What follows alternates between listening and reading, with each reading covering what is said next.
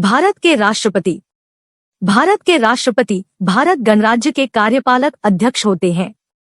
संघ के सभी कार्यपालक कार्य उनके नाम से किए जाते हैं। अनुच्छेद 53 के अनुसार संघ की कार्यपालक शक्ति उनमें निहित है। वह भारतीय सशस्त्र सेनाओं का सर्वोच्च सेनानायक भी है। सभी प्रकार के आपातकाल लगाने व हटाने वाला, युद्ध शांति की घोषणा करने वाला होता है। वह देश के प्रथम नागरिक हैं। भारतीय राष्ट्रपति का भारतीय नागरिक होना आवश्यक है। सिद्धांततः राष्ट्रपति के पास पर्याप्त शक्ति होती है, पर कुछ अपवादों के अलावा राष्ट्रपति के पद में निहित अधिकांश अधिकार वास्तव में प्रधानमंत्री की अध्यक्षता वाले मंत्रिपरिषद के द्वारा उपयोग किए जाते हैं। भारत के राष्ट्रपति नई दिल्ली स्थित राष्ट्रपति भवन में रहते हैं, जिसे रायसीना हिल के नाम से भी जाना जाता है।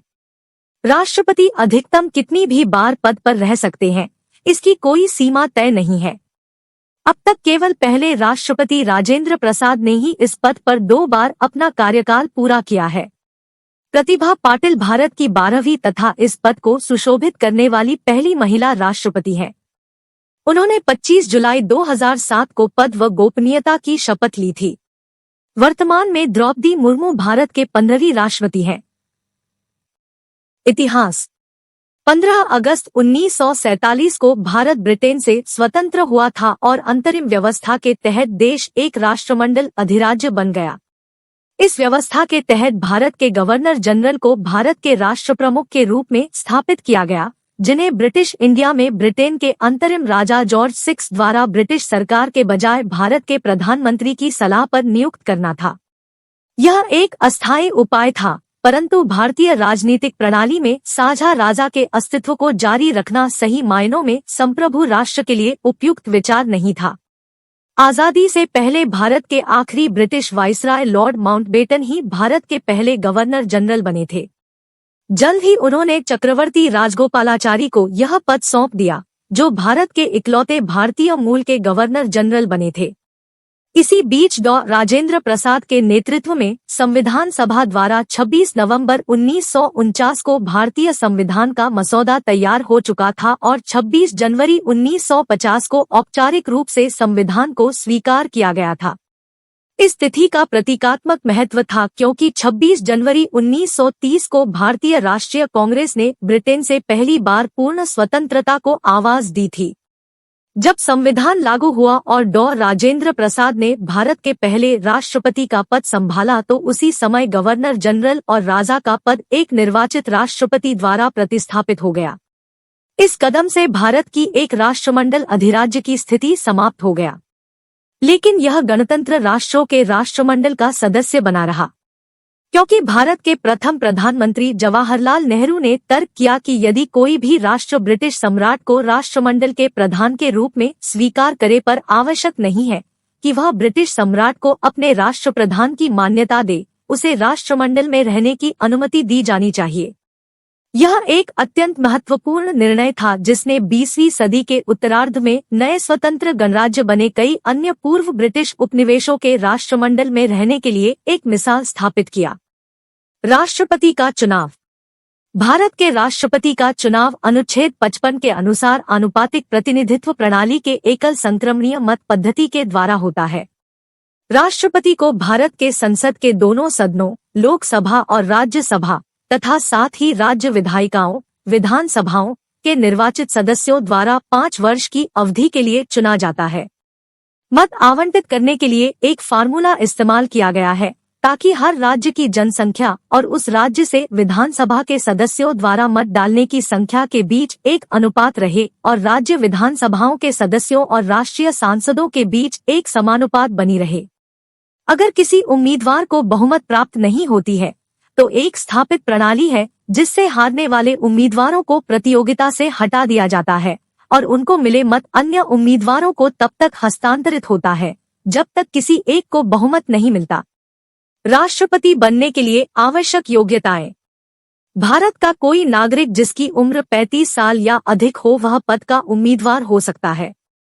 राष्ट्रपति पद के लिए उम्मीदवार को लोकसभा का सदस्य बनने की योग्यता होना चाहिए और सरकार के अधीन कोई लाभ का पद धारण किया हुआ नहीं होना चाहिए। परंतु निम्नलिखित कुछ कार्यालय धारकों को राष्ट्रपति के उम्मीदवार के रूप में खड़ा होने की अनुमति दी गई है। वर्तमान राष्ट्रपति, वर्तमान उपराष्ट्रपति, किसी भी राज्य के राज्यपाल, संघ या किसी राज्य के मंत्री। राष्ट्रपति के निर्वाचन संबंधी किसी भी विवाद में निर्णय लेने का अधिकार उच्चतम न्यायालय को है। राष्ट्रपति पर महाभियोग। अनुच्छेद 61 राष्ट्रपति के महाभियोग से संबंधित है। भारतीय संविधान के अंतर्गत राष्ट्रपति मात्र महाभियोजित होता है, अन्य सभी पदाधिकारी पद से हटाए जाते हैं। महाभियोजन एक विधायिका संबंधित कार्यवाही है, जबकि पद से हटाना एक कार्यपालिका संबंधित कार्यवाही है। महाभियोजन एक कड़ाई से पालित किया जाने वाला औपचारिक कृत्य है, जो संविधान का उल्लंघन करने पर ही होता है। यह उल्लंघन एक राजनैतिक कृत्य है, जिसका निर्धारण संसद करती है।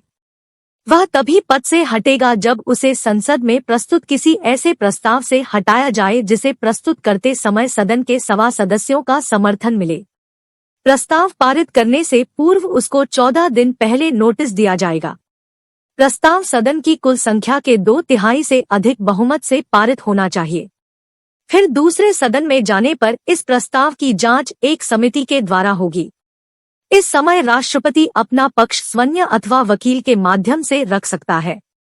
दूसरा सदन भी उसे उसी 2/3 बहुमत से पारित करेगा। दूसरे सदन द्वारा प्रस्ताव पारित करने के दिन से राष्ट्रपति पद से हट जाएगा।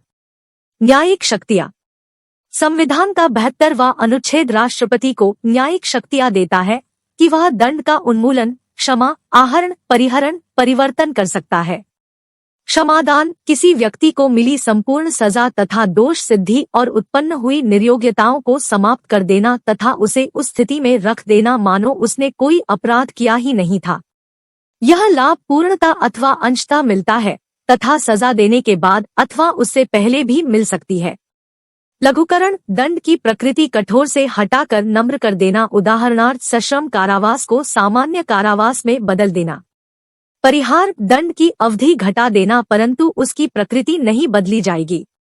विराम दंड में कमी ला देना, यह विशेष आधार पर मिलती है, जैसे गर्भवती महिला की सजा में कमी लाना। प्रविलंबन दंड प्रदान करने में विलंब करना, विशेषकर मृत्यु दंड के मामलों में। राष्ट्रपति की क्षमाकारी शक्तियां पूर्णतः उसकी इच्छा पर निर्भर करती है। उन्हें एक अधिकार के रूप में मांगा नहीं जा सकता है। ये शक्तियां कार्यपालिका प्रकृति की है तथा राष्ट्रपति इनका प्रयोग मंत्रिपरिषद की सलाह पर करेगा। न्यायालय में इनको चुनौती दी जा सकती है।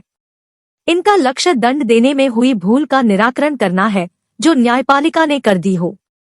शेरसिंह बनाम पंजाब राज्य 1983 में सुप्रीम कोर्ट ने निर्णय दिया कि अनु 72, अनु 161 के अंतर्गत दी गई दया याचिका जितनी शीघ्रता से हो सके उतनी जल्दी निपटा दी जाए।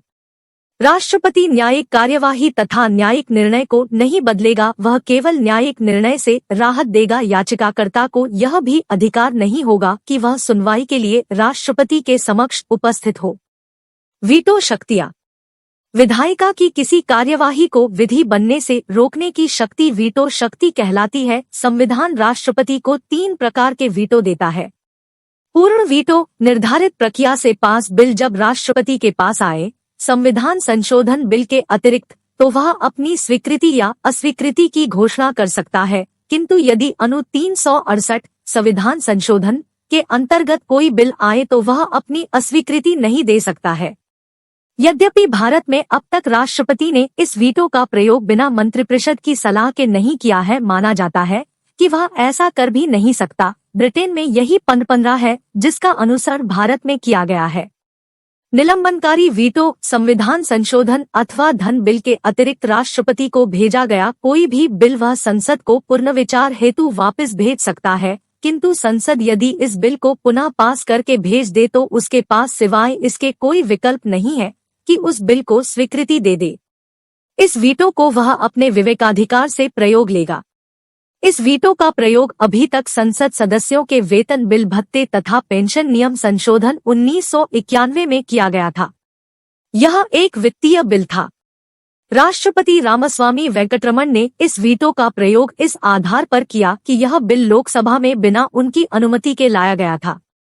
पॉकेट वीटो संविधान राष्ट्रपति को स्वीकृति अस्वीकृति देने के लिए कोई समय सीमा नहीं देता है। यदि राष्ट्रपति किसी बिल पर कोई निर्णय न दे, सामान्य बिल, न कि धन या संविधान संशोधन, तो माना जाएगा कि उसने अपने पॉकेट वीटो का प्रयोग किया है। यह भी उसकी विवेकाधिकार शक्ति के अंदर आता है। पेप्सू बिल 1956 तथा भारतीय डाक बिल 1984 में तत्कालीन राष्ट्रपति ज्ञानी जैल सिंह ने इस वीटो का प्रयोग किया था। राष्ट्रपति की संसदीय शक्ति। राष्ट्रपति संसद का अंग है। कोई भी बिल बिना उसकी स्वीकृति के पास नहीं हो सकता अथवा सदन में ही नहीं लाया जा सकता है। राष्ट्रपति की विवेकाधीन शक्तियां। अनु 74 के अनुसार अनु 78 के अनुसार प्रधानमंत्री राष्ट्रपति को समय समय पर मिलकर राज्य के मामलों तथा भावी विधेयकों के बारे में सूचना देगा। इस तरह अनु 78 के अनुसार राष्ट्रपति सूचना प्राप्ति का अधिकार रखता है। यह अनु प्रधानमंत्री पर एक संवैधानिक उत्तरदायित्व रखता है। यह अधिकार राष्ट्रपति कभी भी प्रयोग ला सकता है। इसके माध्यम से वह मंत्री परिषद को विधेयकों निर्णयों के परिणामों की चेतावनी दे सकता है। जब कोई राजनैतिक दल लोकसभा में बहुमत नहीं पा सके तब वह अपने विवेकानुसार प्रधानमंत्री की नियुक्ति करेगा। निलंबन वीटो। पॉकेट वीटो भी विवेकी शक्ति है। संसद के सदनों को बैठक हेतु बुलाना। अनु 75(3) मंत्री परिषद के सम्मिलित उत्तरदायित्व का प्रतिपादन करता है। राष्ट्रपति मंत्री परिषद को किसी निर्णय पर जो कि एक मंत्री ने व्यक्तिगत रूप से लिया था पर सम्मिलित रूप से विचार करने को कह सकता है। लोकसभा का विघटन यदि मंत्रिपरिषद को बहुमत प्राप्त नहीं है। संविधान के अंतर्गत राष्ट्रपति की स्थिति। रामजस कपूर वाद तथा शेर सिंह वाद में निर्णय देते हुए सुप्रीम कोर्ट ने कहा कि संसदीय सरकार में वास्तविक कार्यपालिका शक्ति मंत्रिपरिषद में है। 44-44वें संशोधन से पूर्व अनु 74 का पाठ था कि एक मंत्रिपरिषद प्रधानमंत्री की अध्यक्षता में होगी जो कि राष्ट्रपति को सलाह सहायता देगी। इस अनुच्छेद में यह नहीं कहा गया था कि वह इस सलाह को मानने हेतु बाध्य होगा या नहीं। केवल अंग्रेजी परंपरा के अनुसार माना जाता था कि वह बाध्य है। 42वें संशोधन द्वारा अनु 74 का पाठ बदल दिया गया। राष्ट्रपति सलाह के अनुरूप काम करने को बाध्य माना गया। 44वें संशोधन द्वारा अनु 74 में फिर बदलाव किया गया। अब राष्ट्रपति दी गई सलाह को पुनर्विचार हेतु लौटा सकता है, किंतु उसे उस सलाह के अनुरूप काम करना होगा जो उसे दूसरी बार मिली हो।